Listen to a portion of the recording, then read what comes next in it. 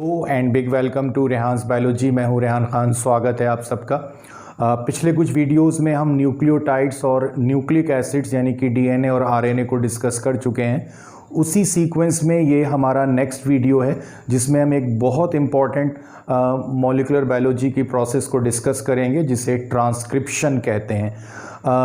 आपने पहले एक पिछले वीडियो में पढ़ा था कि एफएचसी क्रिक साहब ने एक कॉन्सेप्ट दिया था मॉलिक्यूलर बायोलॉजी का सेंट्रल डॉगमा या central dogma of molecular biology, और उसमें बताया गया था कि जेनेटिकल इन्फॉर्मेशन का जो फ्लो है वो डीएनए से आरएनए और आरएनए से प्रोटीन में होता है। यानी कि जो जीन्स की फॉर्म में जेनेटिकल इन्फॉर्मेशन डीएनए के पास होती है वो डीएनए से आरएनए तक पहुंचती है और आरएनए की हेल्प से उसका ट्रांसलेशन प्रोटीन की फॉर्म में होता है।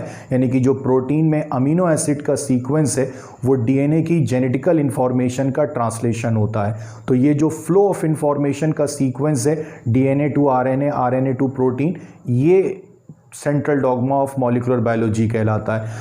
आपको अगर ये एक सीक्वेंस बताया जाए, और ये बहुत इंपॉर्टेंट नीट के एग्ज़ाम के पर्पज़ से भी इंपॉर्टेंट क्वेश्चन है कि अगर ये क्वेश्चन आता है तो उसमें डीएनए, आरएनए और प्रोटीन इस तरह से लिखा होगा और यहाँ पर क्वेश्चन मार्क होंगे जिसमें आपको बताना होगा कि ये प्रोसेस क्या है। फ्रॉम डीएनए टू आरएनए ये क्या प्रोसेस है और फ्रॉम आरएनए टू प्रोटीन ये क्या प्रोसेस है। तो वहाँ पर आपके लिए सीधा सा ऑप्शन है कि जो पहला ब्लैंक है वहाँ पर ट्रांसक्रिप्शन प्रोसेस है और जो दूसरा ब्लैंक है वहाँ पर ट्रांसलेशन, यानी कि डीएनए से आरएनए का फॉर्मेशन हो रहा है वो ट्रांसक्रिप्शन की प्रोसेस है, और जहाँ आरएनए के थ्रू प्रोटीन का फॉर्मेशन हो रहा है वो ट्रांसलेशन की प्रोसेस है। तो डीएनए के पास जेनेटिकल इन्फॉर्मेशन होती है इन फॉर्म ऑफ जीन, आपको ऑलरेडी पता है। जीन का जो एक्सप्रेशन है, जीन जो अपने आप को एक्सप्रेस करते हैं उसमें पहला स्टेप ट्रांसक्रिप्शन है। एक लाइन का ये सेंटेंस याद रखिएगा, first step of gene expression is transcription. Means DNA से जेनेटिकल इंफॉर्मेशन जो जीन्स की फॉर्म में अपने आप को जब एक्सप्रेस करता है या अपने आप को जो जेनेटिकल इंफॉर्मेशन एक्सप्रेस करती है इन फॉर्म ऑफ जीन, तो उसमें पहला चरण, फर्स्ट स्टेप होता है ट्रांसक्रिप्शन, जिसमें आरएनए का फॉर्मेशन होता है। तो अगर आप एक सेंटेंस में इसको डिफाइन करें, synthesis of RNA from DNA, DNA की सहायता से आरएनए का बनना, ये ट्रांसक्रिप्शन की प्रोसेस है। सारे लिविंग ऑर्गेनिज्म में ये प्रोसेस इसी तरह से होती है, लेकिन कुछ वायरस हैं जिनमें के ये प्रोसेस रिवर्स होती है, यानी कि वहाँ पर आरएनए की हेल्प से डीएनए बनता है, और जब ऐसा होता है तो इसको कहते हैं रिवर्स ट्रांसक्रिप्शन, टैमेनिज्म भी कहते हैं। पिछले वीडियो में भी इसकी हम बात कर चुके हैं, और जो वायरस ऐसा करते हैं उनको रेट्रोवायरस कहते हैं। इसके बारे में अलग से एक वीडियो बनाएंगे, तब इसके बारे में डिटेल में डिस्कस करेंगे। फिलहाल आज हम ट्रांसक्रिप्शन के बारे में पढ़ रहे हैं, और ट्रांसक्रिप्शन जो है डीएनए से आरएनए का फॉर्मेशन होता है। यूकैरियोटिक और प्रोकैरियोटिक में ट्रांसक्रिप्शन जो है थोड़े बहुत अंतर के साथ लगभग सेम होता है, लेकिन काफ़ी उसमें स्टेप्स जो हैं वो डिफर हैं। पहला डिफरेंस, यूकैरियोटिक सेल्स में जो डीएनए से आरएनए का फॉर्मेशन हो रहा है यानी कि ट्रांसक्रिप्शन हो रहा है वो न्यूक्लियस के अंदर होगा। प्रोकैरियोटिक सेल में चूंकि न्यूक्लियस जैसा कुछ नहीं होता है तो वहाँ पर ये प्रोसेस साइटोप्लाज्म में ही होगी। दूसरी बात, यहाँ जो डीएनए से आरएनए का फॉर्मेशन, मतलब प्रोकैरियोटिक सेल में जो डीएनए से आरएनए का फॉर्मेशन हो रहा है उसके लिए एक ही एंजाइम की ज़रूरत पड़ती है जिसको डीएनए डिपेंडेंट आरएनए पॉलीमरेज या सिंपली आप आरएनए पॉलीमरेज कहते हैं। लेकिन यूकैरियोटिक सेल में जो 3 टाइप के आरएनए होते हैं उनके फॉर्मेशन के लिए 3 टाइप के आरएनए पॉलीमरेज भी होते हैं, जिनको RNA polymerase first, second, third या अल्फा, बीटा, गामा के सिंबल के साथ में हम जानते हैं। लेकिन प्रोकैरियोटिक सेल में एक ही आरएनए पॉलीमरेज होता है और वही तीनों तरह के आरएनए का फॉर्मेशन करता है by the help of DNA template. तो कुछ डिफरेंसेस हैं, लेकिन यहाँ हम जो डिस्कस कर रहे हैं ये प्रोकैरियोटिक सेल में ट्रांसक्रिप्शन की बात है, और डेफिनेटली ये बहुत ब्रीफ में है, आपको एक छोटा सा आइडिया देने के लिए है कि ट्रांसक्रिप्शन क्या होता है।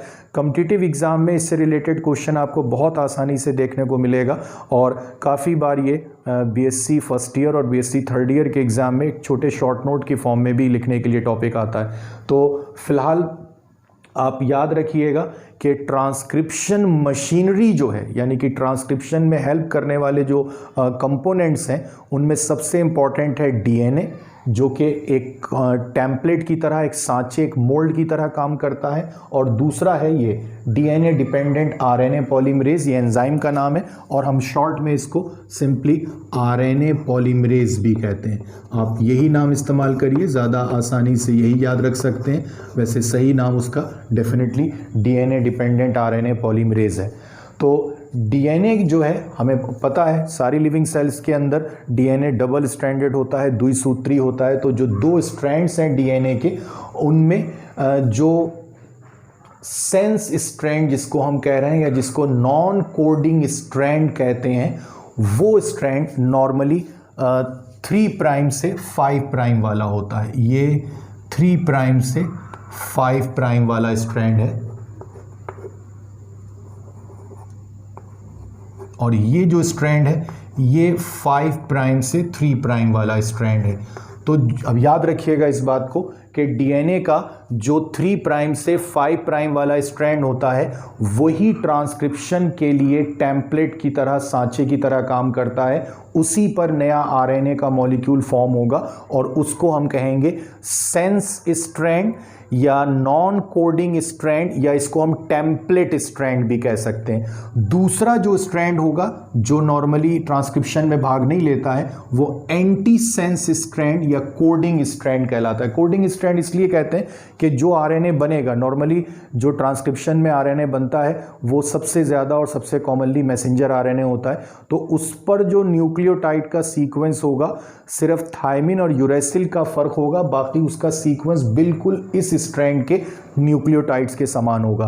बस जहाँ जहाँ इसमें थायमिन लगा होगा आरएनए के स्ट्रैंड पर वहाँ वहाँ यूरेसिल लगा होगा।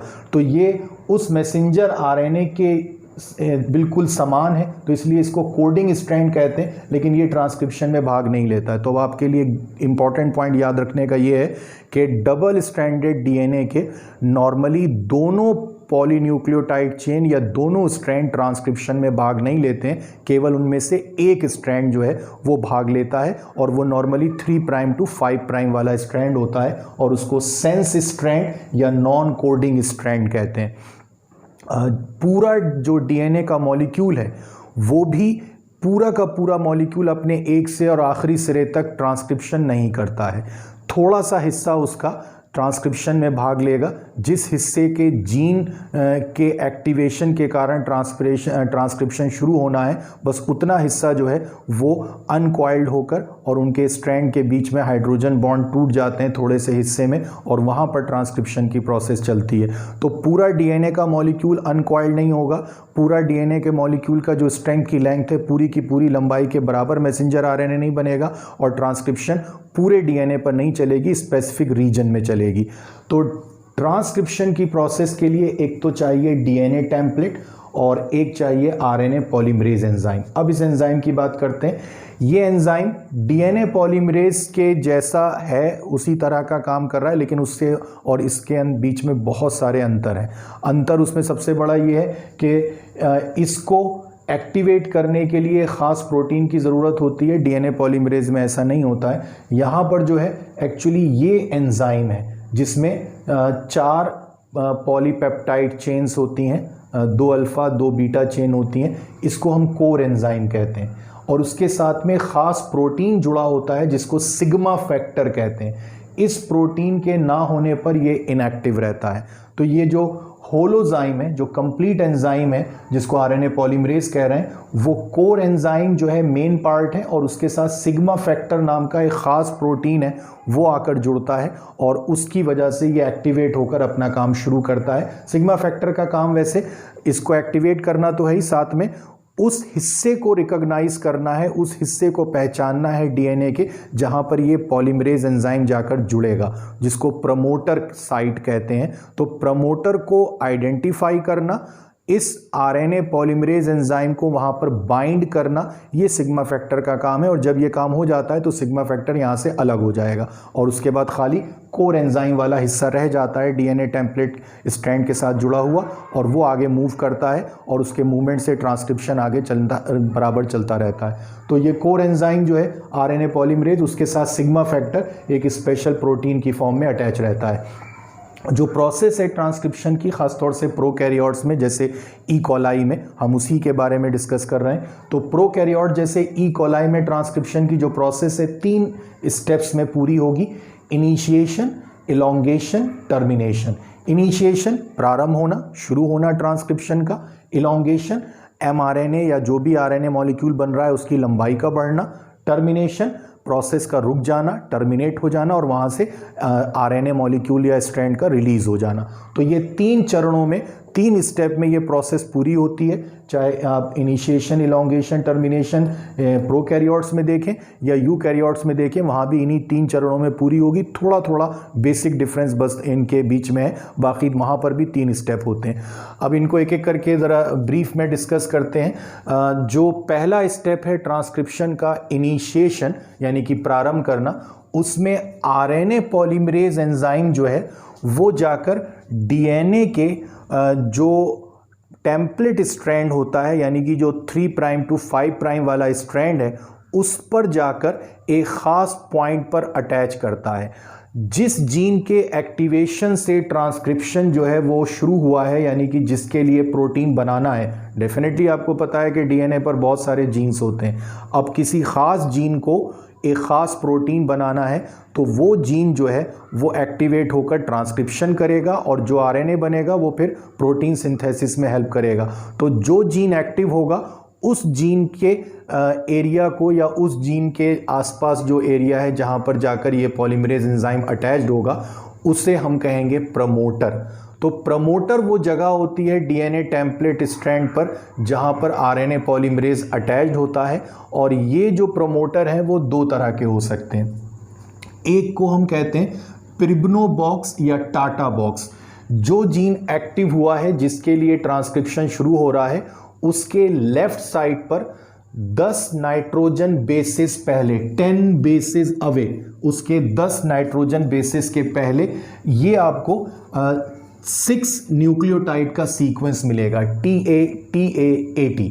तो ये टाटा बॉक्स कहलाता है या पिरिब्नो बॉक्स कहलाता है। तो या तो आपको ये प्रमोटर मिलेगा DNA टेम्पलेट पर और यहाँ पर जाकर ये RNA पॉलीमरेज जो है वो सिग्मा फैक्टर के थ्रू बाइंड हो जाएगा, या फिर आपको उस जीन के लेफ्ट साइड पर करीब 35 नाइट्रोजन बेसिस पहले एक सीक्वेंस ये मिलेगा, TTGACA, thymine thymine guanine adenine cytosine adenine. तो ये सीक्वेंस अगर 6 न्यूक्लियोटाइड्स का आपको करीब 35 नाइट्रोजन बेसिस पहले लेफ्ट साइड पर दिख रहा है जीन से पहले, तो ये 35 सीक्वेंस, द 35 सीक्वेंस कहलाता है। ये भी प्रमोटर का काम करता है। नॉर्मली प्रोकैरियोटिक DNA पर ये टाटा बॉक्स जो है ये सबसे कॉमन प्रमोटर होता है। अगर ये नहीं है तो फिर ये द 35 सीक्वेंस प्रमोटर होगा।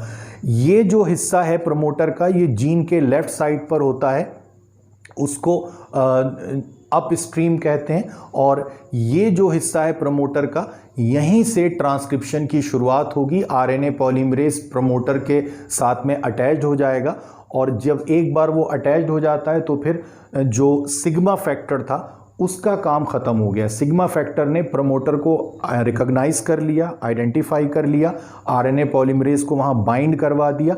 अब वो वहाँ से अलग हो जाएगा। अब वो जाकर किसी और कोर एंजाइम के साथ अटैच्ड होकर उसको एक्टिवेट करके और दोबारा से ट्रांसक्रिप्शन कहीं शुरू करेगा।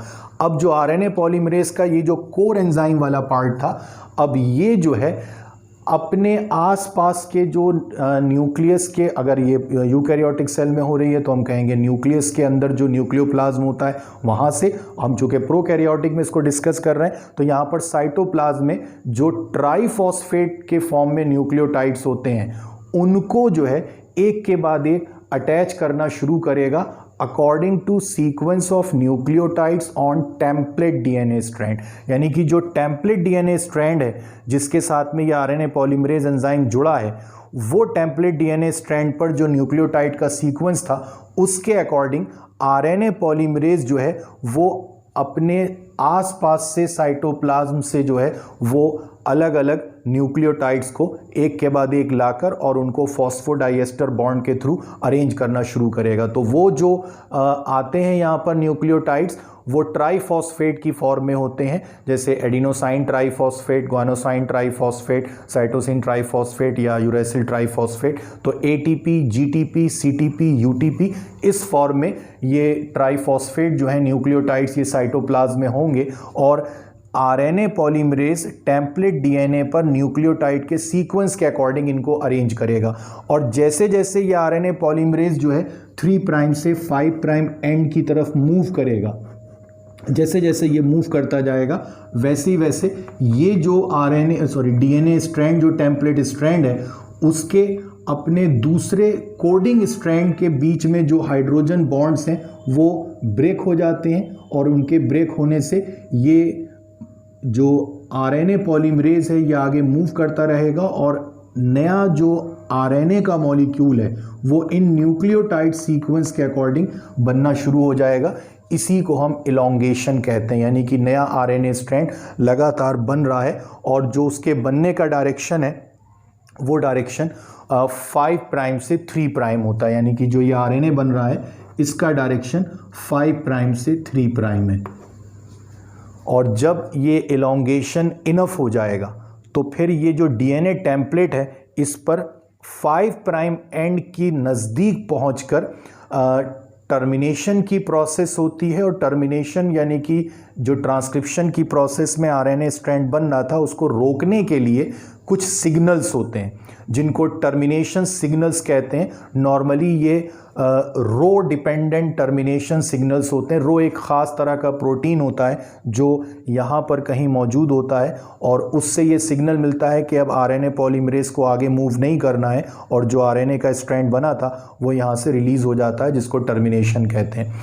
अगर ऐसा नहीं होता है, रो डिपेंडेंट टर्मिनेशन अगर नहीं हो रहा है, यानी कि रो जो प्रोटीन है वो नहीं है, तो फिर पैलिंड्रोमिक सीक्वेंसेस होते हैं।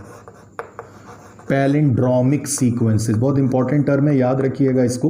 पैलिंड्रोमिक सीक्वेंसेस का मतलब होता है कि किसी डीएनए स्ट्रैंड पर ऐसे न्यूक्लियोटाइड के सीक्वेंस या ऐसे नाइट्रोजन बेसिस के सीक्वेंस जो दोनों साइड से पढ़ने पर सेम हो। ये ऐसे पैलिंड्रोमिक वर्ड्स भी होते हैं जिसमें आप चाहे उसको राइट साइड से लेफ्ट की तरफ पढ़िए तब भी वही वर्ड रहता है, चाहे आप लेफ्ट से राइट की तरफ पढ़िए तब भी वो वर्ड रहता है वही सेम। जैसे हम सिंपल अंग्रेज़ी में अगर एक ये वर्ड देखें मैडम, ये एक पैलिंड्रोमिक वर्ड है।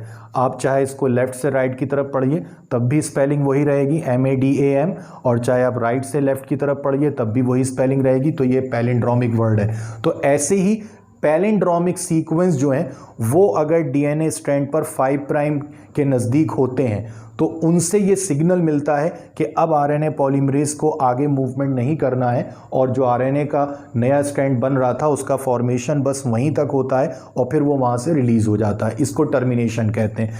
रिलीज़ होने के बाद जो आरएनए का मॉलिक्यूल है वो साइटोप्लाज्म में पहुँचकर उसकी प्रोसेसिंग होती है, स्प्लिसिंग होती है और फिर वो एक एक्टिव mRNA की फॉर्म में काम करना शुरू करता है। और जब वो बनता है तो उसकी लेंथ अक्सर बहुत ज़्यादा होती है, लेकिन जब उसकी प्रोसेसिंग होती है, स्प्लिसिंग होती है, तो उसमें काफ़ी काट छाँट की जाती है, काफ़ी सारे न्यूक्लियोटाइड उससे रिलीज़ कर दिए जाते हैं कट करके, और उसके बाद वो एक एक्टिव RNA बनता है। जो RNA नॉर्मली बनता है ट्रांसक्रिप्शन में उसको हेट्रोजीनस RNA कहते हैं, जो नया RNA बनता है, और आगे चलकर इन मोस्ट ऑफ केसेस वो मैसेंजर RNA की फॉर्म में बिहेव करता है। सबसे ज़्यादा जो तेज़ी से बनने वाला RNA होता है ड्यूरिंग ट्रांसक्रिप्शन वो मैसेंजर RNA होता है। तो ट्रांसक्रिप्शन की प्रोसेस में इन 3 स्टेप के बाद, इनिशिएशन, इलॉन्गेशन, टर्मिनेशन, इनके बाद एक नया mRNA बनेगा इन मोस्ट ऑफ केसेस, और ये RNA जो जेनेटिकल इन्फॉर्मेशन इसके पास पहुंची है डीएनए के न्यूक्लियोटाइड सीक्वेंस की फॉर्म में, उसको ये ड्यूरिंग प्रोटीन सिंथेसिस प्रोटीन के अमीनो एसिड सीक्वेंस की फॉर्म में ट्रांसलेट करेगा। तो ये जो ट्रांसक्रिप्शन की प्रोसेस है, बहुत बेसिक छोटे छोटे से डिफरेंस हैं between prokaryotic and eukaryotic transcription.